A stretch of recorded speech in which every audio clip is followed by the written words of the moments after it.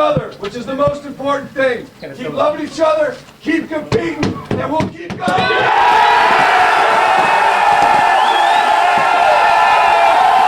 It's amazing, this is something we haven't done here as a team since 2001. I was born in 2000, it's unbelievable. Oh yeah! I was just trying to suck it in, and it's special, this city deserves it, and I'm just happy we're able to do it, and this group is so special too. It was the best. This is very special for us. We did a really good job with that. That's all that matters to us, enjoy the time and do it for our team, our fans. Watching that celebration never gets old, that's for sure. American League West champs for the first time since 2001. Welcome to this special Mariners playoff preview. Alongside Chris Egan, I'm Paul Sylvie. Thank you for joining us. It's been a magical season so far, but now the team gets ready for the playoffs. You said it, postseason time. An American League West banner is nice. The Mariners have now won the AL West crown 4 times, but that was just one goal. Now it's one series at a time, one game at a time, as the M's try and make history and get to the World Series for the first time in franchise history. Yeah, last time they were in the playoffs, they headed to Toronto to play the Blue Jays in the wild card. This time, they get a first-round bye. Ariel Ursuto has more. These are uncharted waters. It's a bye week for the Mariners before they start the ALDS. They haven't had more than 2 days off this season, so now they have to balance rest versus reps. The idea is to keep our edge as best we can. I don't think there's an exact science to it, but we'll do the best we can to keep everybody ready and raring to go. And I think a big part of this weekend was getting as much rest as we could and still trying to get guys at bats and I think we were able to accomplish that for sure. Just stay ready, stay strong. I think in this situation, it's just trying to make every day as normal as possible, stay in the same routine. Don't take any more off days than you need. I'm always moving. I'm always doing something. I feel like I can't sit still. But I think it's going to be the same way. I feel like everybody's going to be anticipating them. So I feel like for me, I just keep my body ready, have my mind ready to just be ready to go on Saturday night. It's an exciting time. In 2022, the Mariners didn't have any time to rest. They beat the Blue Jays in 2 straight, then headed to Houston for the ALDS. The Mariners lost a heartbreaker in Game 1. Remember that one for sure. Lost Game 2, and then in Game 3, fell 1-0 in 18 innings. That was really a rough one. The Mariners remember that heartache and disappointment after that series, but they also learned from those losses, and this is also a different team. I just feel like experience, I feel like having to experience like one time in my career, I feel like that always helps, you kind of know how the atmosphere, as you say, how that's going to be like, and the energy is going to be like, and also knowing that every single pitch counts, every single play counts, and on both ends you got to stay locked in. Obviously everything's going to be heightened. You're going to get everybody's best stuff. And I think that's important, just to remember. And, I think overall, always going back to what makes us good, whether it's our approach or whether it's, going on against strike one, things like that. So just understanding that and trying to stay, within ourselves, not trying to, be Superman or go above and beyond, trying to do a little more than we're capable of. So this Mariners team says they've learned from the past, but pitcher Bryce Miller says this year's team has a different mentality. They are a team that never quits until the final out. In years past, whenever we would go down, especially early in games, it kind of felt like we would kind of give up. And like if we went down 3-0, it'd be like, all right, well, see you tomorrow. And this year, it never really felt like that. We go down early and we full confidence, from top to bottom that we're going to come back and get back in the game. And, we just doesn't feel like this team gives up. And whereas, in the past, it kind of has felt like we have and kind of gave games away. And one of the leaders of this team has been Julio Rodriguez, and what a second half for Julio. After a 2-1 loss to Houston on May 24th, Rodriguez was hitting just .227 with 9 home runs and 6 stolen bases. He finished the regular season with 32 home runs and 30 stolen bases. Rodriguez hit .290 after the All-Star break. Mariners president Jerry Dipoto has been very impressed with Julio's play and says it goes all the way back to a big decision he made around the All-Star break. I'll go back to the maturity that he showed when he, what I think is politely declined to go to the All-Star game, because he knew he needed to focus on getting his own game right. And when he did that, it was, I thought it was a big moment for him. He's 24 years old, and I don't think that we all in our community and baseball at large, but especially in our community, I think Julio is regarded as a superstar outside of the Seattle market.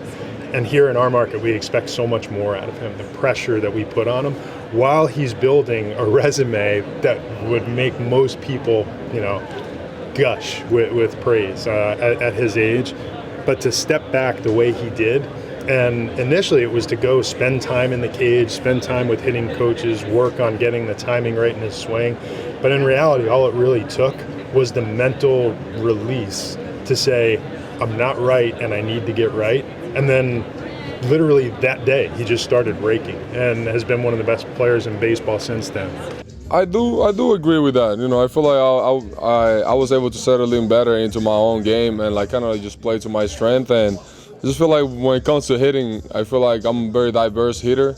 I can hit pretty much any single way, and I just feel like I've been really comfortable on that. It's kind of like using all my clubs whenever I'm playing baseball. He has been fun to watch. Julio was one of 5 Mariners to hit 25 or more home runs this season. The M's ranked 3rd in the majors, behind only the Dodgers and Yankees. Jerry Dipoto explains why it's so important to have home run hitters for the playoffs. It's hard in the postseason like ours. You're facing the best pitching staffs in the league.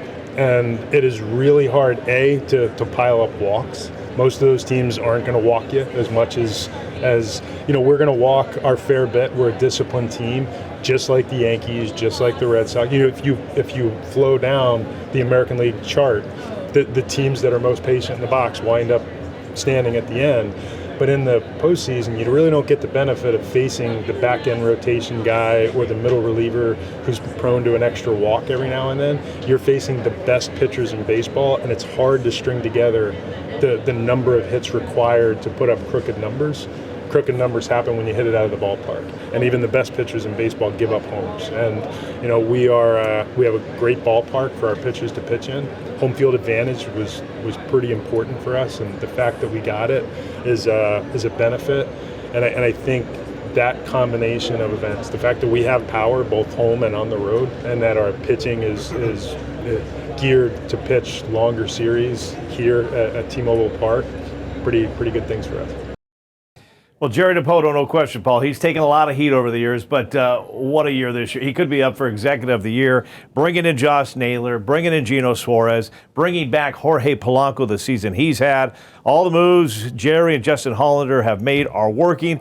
And it's just not the Mariners. Tacoma Rainiers were the second-half PCL champions. Everett Aqua Sox were the Northwest League champs. So the Mariners organization has a lot of depth right now. Yeah, it's really a shout-out to team owner John Stanton as well, because he put his faith in Jerry Dipoto a while ago, telling people just relax. He knows what he's doing, and Jerry went out and proved that. So the organization has really, in the last few years, showed some guts and went out and got some players and knew they had to get over the hump that way, and that's exactly what they did. So it's been fun to watch, and they're seeing the fruits of their labor right now. Still to come, we'll talk about the job Dan Wilson has done as manager. Plus, we'll look back at the historic season Cal Raleigh has had. And we'll head up into the broadcast booth with Angie Mentick. Hang tight. We'll be right back.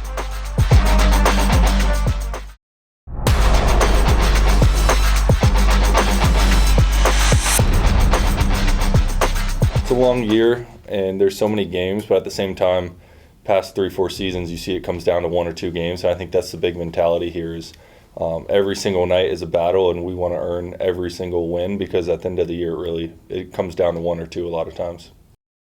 That was Logan Gilbert from one of the first days of spring training. Seems like a long time ago. He said manager Dan Wilson told the team early in Peoria he wanted to treat each and every game like it was a playoff game. It worked out, Paul. That's right. That warlike mentality has worked, and it was obvious from spring training and beyond, Dan Wilson was the right person for the job. On August 22nd of 2024, Dan Wilson took over for Scott Service as the manager of the Mariners. Wilson has been part of the organization for 33 years. He won as a player and now as a manager.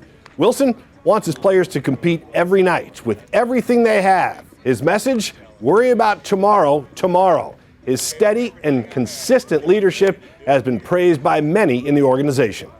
The big thing with Dan is obviously he's consistent every day. He did it for a long time, as a catcher and a tough position, and he kind of understands each kind of role because he's had to deal with pitchers, position players, etc. And I think that was one of the big things with him coming into this into this role as manager was just trying to be consistent and just putting the trust in the guys. And I think what separates him is just the trust he has in the guys and the confidence he puts in us every day. I just feel like baseball is a game of consistency, and we all want consistency on the field for sure. I feel like consistency starts off the field, and people that can be that same person every day. The hope is that they get consistent results on the field as well, and so that's what I try to bring, and we've got a lot of guys that are like that in there, and that's what makes them good people. One of those guys, Cal Raleigh. Last year he won a Platinum Glove. This season it could be an MVP. The Home Run Derby champ has had a historic season. Cal led the majors with 60 home runs and the American League with 125 RBI. He broke Ken Griffey Jr.'s record for most home runs in a single season. He broke Mickey Mantle's record for most home runs in a single season for a switch hitter. And he tied Babe Ruth for third most home runs in a season in American League history. He turned himself into a superstar, and the world got to see it. And, he is now maybe one of the faces of Major League Baseball, and that's a remarkable thing to have happened. It wasn't just its impact on the Mariners. I think it was globally on the sport and, his popularity worldwide. When we get off the bus, anywhere we go, it's a frenzy of fans yelling for Cal, and it's fascinating that prior to this he was kind of an under the radar Platinum Glove winning 35 homer hitting catcher that resided in the Pacific Northwest. Now he's an international star. Well, hopefully he hits more home runs throughout this playoffs, but his 60th HR, Paul, ended up being a pretty big deal. Yeah, that was a magic moment. Cal Raleigh was able to get that historic baseball for his collection. Brady Wakayama has more on the young fan who retrieved the ball and then gave it to Cal. A complete random act of kindness that made like a lifetime moment for him that he'll always remember. They say there's no crying in baseball, but on Wednesday night, 12-year-old Marcus Ruelos couldn't help it. I was crying tears of joy. Marcus and his family were sitting out in right field at T-Mobile Park when Cal Raleigh smashed his 60th home run of the season. I started noticing that it was coming to my section, and it ricocheted off people, and it actually hit my mom's head. The ball made it into the hands of a Mariners fan sitting behind them. Marcus says as he was going to high-five the man, the fan gave him the baseball instead. I couldn't believe it. I started kissing the ball and stuff. It did taste like dirt, but I just couldn't believe it. Neither could his dad, who couldn't help but ask for a picture with the man he considers an inspiration. Kindness still matters in this world. Be humble, be kind, just a cool lesson, He's a legend. I hope we share our appreciation for him for giving that ball away. One sports memorabilia store told us the family could have cashed in. Anywhere between $50,000 to $100,000 baseball. Some of the larger auction houses are considering it being much more. Instead, Marcus traded with the Mariners the historic ball for an autographed bat from the Big Dumper himself. Money doesn't matter. I would have gave the ball if I didn't get anything. It's just for Cal. It's his special moment with his family, just like how we had ours. That is pretty cool stuff right there. And the Mariners will tell you, the fans have been very important to their success this season. Yeah, the playoff game sold out, and the players feed off that energy. Julio Rodriguez has a simple message to all the fans. Well, I can talk personally for me. I love that. I love that. I love when people bring the energy. I feel like I'm somebody that really feeds off of that, and I love when they get as loud as they can, and I just feel like it's huge, for the energy that we have in the ballpark and how we show up over there and compete. You know, like you don't wanna go out there and compete when people is quiet. You just bring the rowdiest crowd that you can possibly bring. And I think the team is gonna get just as rowdy as them. Coming up next, it was a roller coaster ride for the starting pitchers due to injuries this season, but they could be peaking at the right time. Plus, we'll talk about the impact Josh Naylor and Gino Suarez have had on the team, and we'll hear from one of the team leaders, shortstop J.P. Crawford.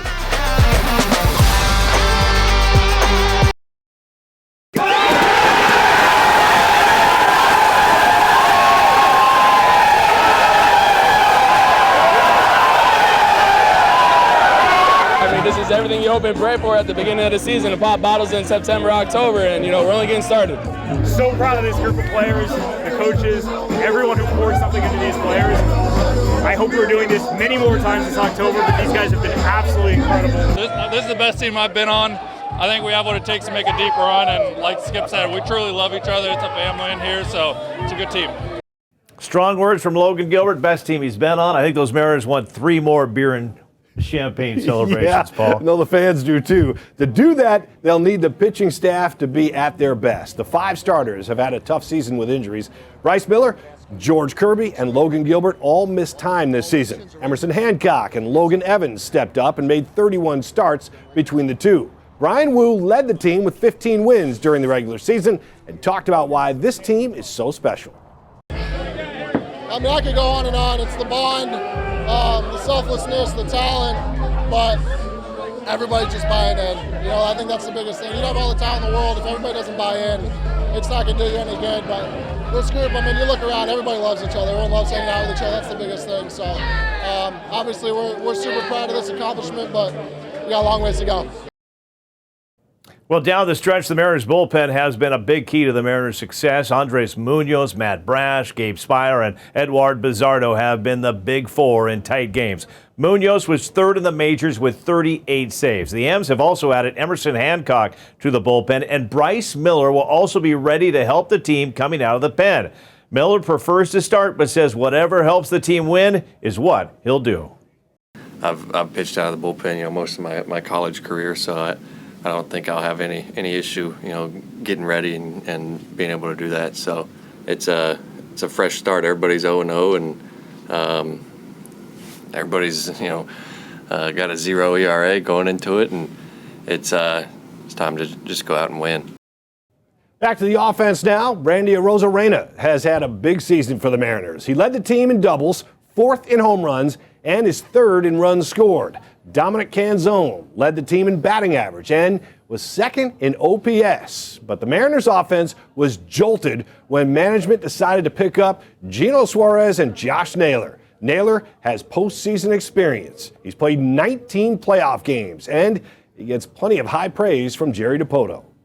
He was a boost. The day he showed up, I think the other then 25 guys were really uplifted by the fact that this was a real all-star level player who was in the middle of having a good year, who has been to postseasons, who could come in here and give us a little bit of an edge that I'm not entirely sure we've ever really had before.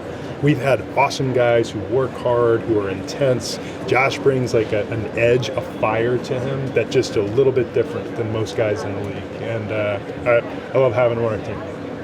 He has been fun to watch at first base as well. We want to send out, finally, a big thank you to all the hardworking employees from Root Sports. For more than 4 decades, they broadcasted Mariners games. Root Sports aired its last game on September 28th. Many of the employees will continue to work for the Mariners or the MLB Network, and that includes Angie Mentink, who took over a new role this past season. Ariel Ursuto shares her story.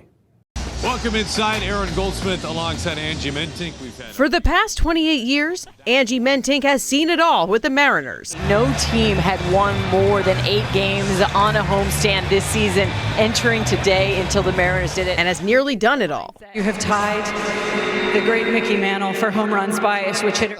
This year, the broadcaster stepped into the color commentary role in a main rotating spot, the first full season in her entire career. I've never done this before, and so I'm learning, and hopefully through the course of 2025, I've gotten better. While her inaugural season came with more applause than not, Mentink is still quite aware of the critiques. There are some people that don't think because I haven't played baseball at the major league level, I've played professional baseball against men, but not at the highest level, that I shouldn't have this role. 90 feet is so important, especially late in the game. Not a major leaguer, but a professional baseball player, you betcha.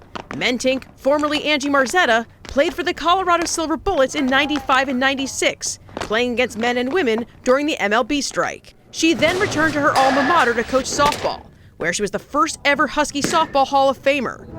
Heather Tarr said her knowledge of both games proved invaluable. I felt so much empathy from her because I actually came from baseball as a young player. My last year playing baseball was in 9th grade. And so my transition into softball was challenging, but I just, give credit to her for being able to do it, but also too being able to just shift back and forth so easily. Tarr believes it's that crossover knowledge that allows Mentink to meld perfectly into the major league broadcast booth. I think offensively, Mariners were able to get the ball up in the air finally and take that series. You don't see that very often. You see a lot of men coming into our sport specifically, or women's sports, and they don't probably receive as much of the criticism because there's probably not as many fans that would have, I guess, aimless hours to critique. But again, Angie's a pro's pro. She knows the game, whether it be baseball or softball. She's the best coach I've ever had in my life, and I'm a believer that she should be where she's at. You just can't write this. It was just a fantastic night. Breaking barriers is crucial to the next generation of women, but Mentink wants to ensure she's also a role model to her 2 sons and every other young boy. It's not just about, women, helping women. That's very important, let me be clear. But also men in positions where they also see and value the importance of what a woman can bring in that role. And I have 2 sons, and it's so incredibly important to me that they see what a woman is capable of. Now that you have reached this milestone, what does it mean? From T-Mobile Park, Ariel Orsuto. Back up to you. King 5 Sports. Our best to Angie, Brad, Adam, everyone from Root Sports. They've been a part of our lives here for a long time, and they're just a part of everyone in the living room every night when that game comes on. Time now for some October baseball, and who knows, Game 7 of the World Series is Saturday, November 1st. Oh, so maybe a little November baseball Chris, as well. Yeah. One game at a time, Paul. Let's keep it in mind. One game at a time. And T-Mobile Park, it's going to be rocking. It's going to be fun, isn't it? Oh, yeah, it's going to be a lot of fun. And, it's one of those things where we both know, and baseball fans know, when you get to this point in the season, sure, they need some offense. It comes down to pitching and defense, and the Mariners have both. So they are set up and built to ride into the postseason. All right, Mariners fans, you heard from Julio Rodriguez on this show. He wants T-Mobile Park rocking, and he wants it very loud for each and every playoff game. King 5, the only station that was at spring training in Cooperstown for each row, and we'll be at every playoff game as well. For Paul Sylvie, the rest of the King 5 Sports Department, I'm Chris Egan. Seize the moment.